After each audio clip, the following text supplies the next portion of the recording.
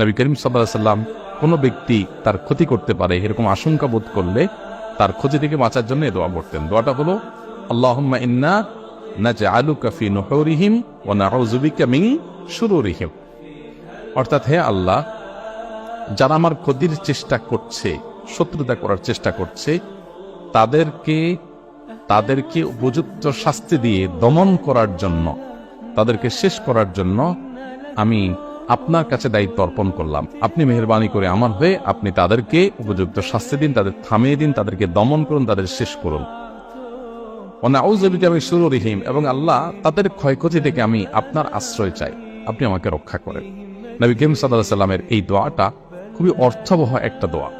এই জন্য জীবনে কখনো কোনো শত্রু আমাদের নবী সাল্লাল্লাহু আলাইহি সাল্লামের কোনো ক্ষতি করতে পারে নাই। কোনো শত্রুর ক্ষতি দ্বারা যখন আপনি ক্ষতিগ্রস্ত হন, আশঙ্কা করবেন, এই দোয়া পড়বেন, আল্লাহ রক্ষা করবেন ইনশাআল্লাহ।